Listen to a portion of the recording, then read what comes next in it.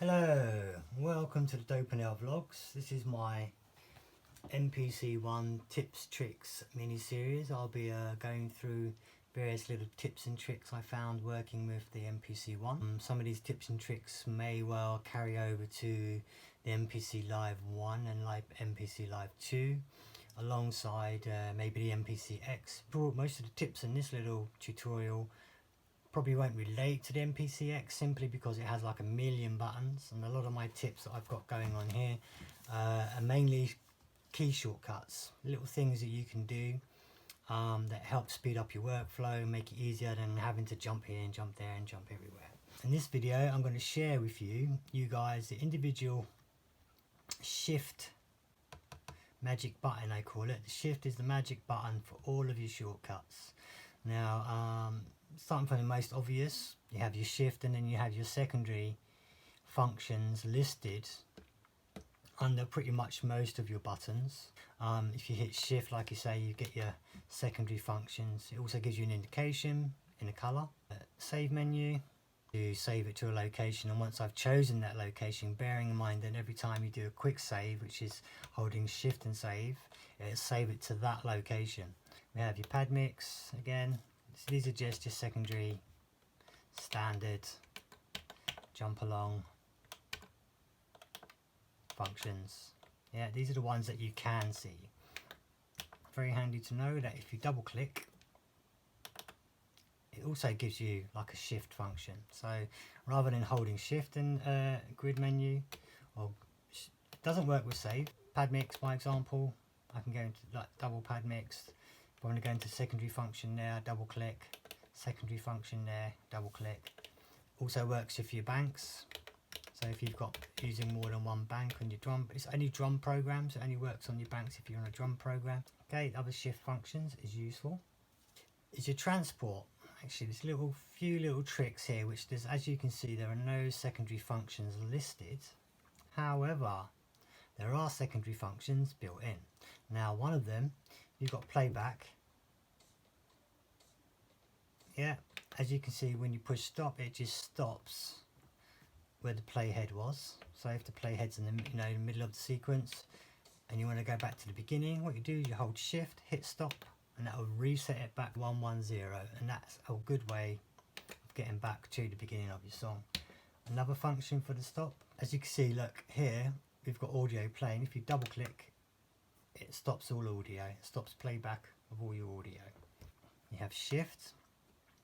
If you hit play start, that switches your metronome on and off. I don't know if you can see that if you watch the metronome icon. See, if I hit metronome on its own, I get the metronome or click metro pop up. But to quickly turn it on and off, you can just hold shift, hit play start. As you can see, it comes on. There's even a message here, metronome off, metronome on. That's another one I found. We're going to play track. Say you're listening to your music.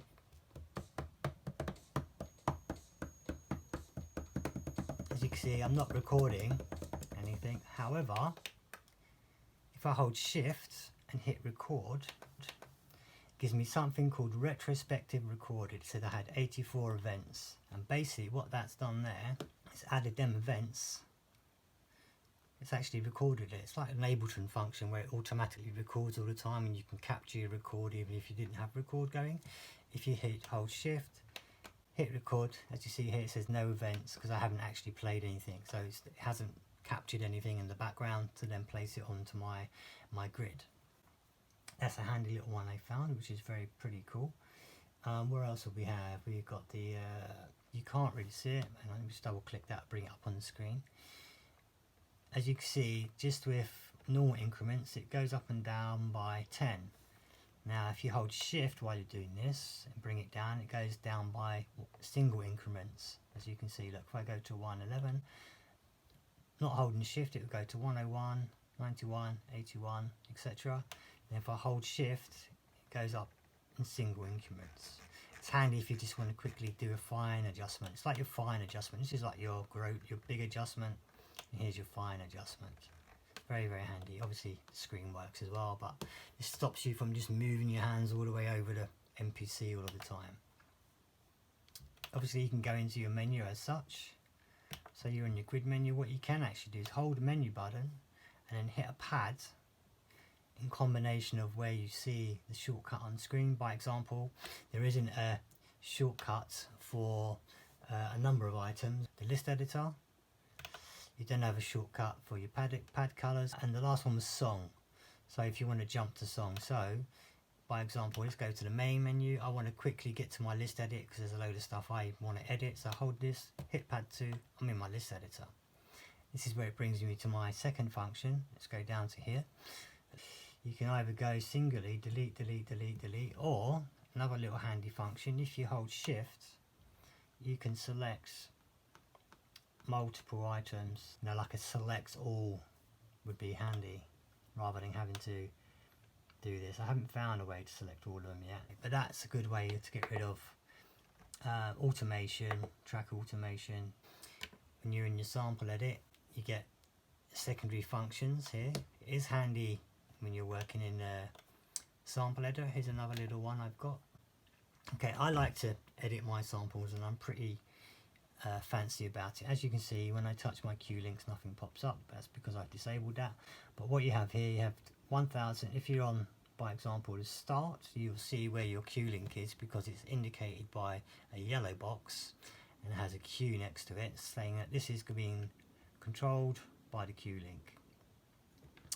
When you scroll through, you've got 4 LEDs. There's only 4 points of edit here that you can use with the Q link. So it's edit the start, then it's the end, then it's the loop point, then it's all slices or just one slice, the slice that you're working on.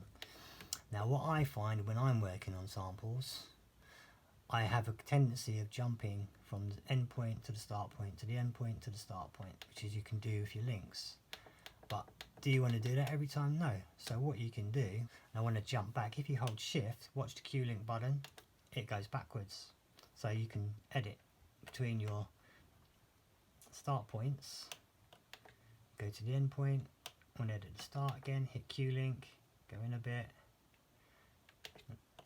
oops, hit it again, goes to the end point, hold shift, hit Q link again, it goes back to my start point. So I find it very handy, by example, when you're chopping a big sample. So let's know if we've got a big sample that we can chop up. So that's very, very handy.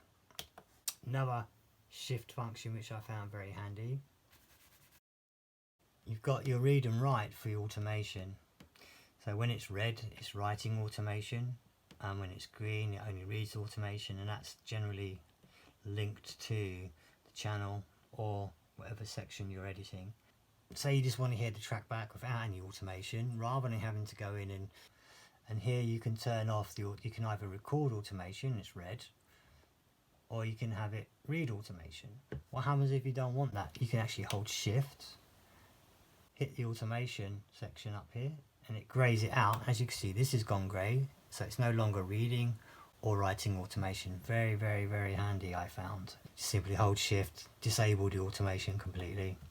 It doesn't work. See, as you can see here, when you cycle through automation with your second function on the button, it just, oops, as you can see, it only switches it to read and write, read and write. But if you actually hit shift and hit the automation icon, it disables it. As you can see, this went off, it's no longer reading or writing. Same goes with timing correction. You can switch it on and off here.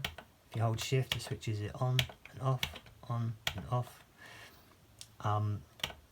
Hit it again, it gets rid of, so you've got TC and on and off, so that's fairly straightforward. I do think that my favourite ones is turning the click on and off, Q links backwards and forwards, save to a blinding one, and your menu. So holding menu, I'm going to go to my list editor, and as you can see, watch, by example, where I double hold that, it gives me the function to actually pad color, so there's no plugs, song mode, browse mode, etc. If I'm actually in this menu, in the main menu, pads don't do anything. It don't actually correspond to it. You can obviously go in and hit them as you would, but See, it doesn't do anything. So if you're kind of jumping around quickly, it's a little handy shortcut. Hold it fast, boom, list editor. There you go. These are my few useful quick tips. I hope you enjoyed this video. I hope you found it useful, whether you're a newbie to the MPCs. Like I say, it probably relates to, you see a lot of these functions, shortcuts on the MPC Live. Probably not so many on the MPC X because you've got loads of buttons. I'm sure they still work. You probably might well know about them already because they have like a million buttons for everything. A button can control everything. You have, like, you know, MPC One users. These have been very useful to me. Hope you've enjoyed the video. Hit subscribe. I've got some more videos coming up with the MPC One. And any other quick tips I find, I will also add that to the collection of quick tips. But as you go, hope you enjoyed that. In the description you will see a list of the shift functions. I'll list them out for you so you can always copy and paste them and print them out for yourself and stick them on your wall. There you go. So I hope you enjoyed that. Like I say, thumbs up if you liked it. Please feel free to share it to people you might find this useful. And I appreciate you watching. Thank you very much and look forward to seeing you next time. Cheerio now.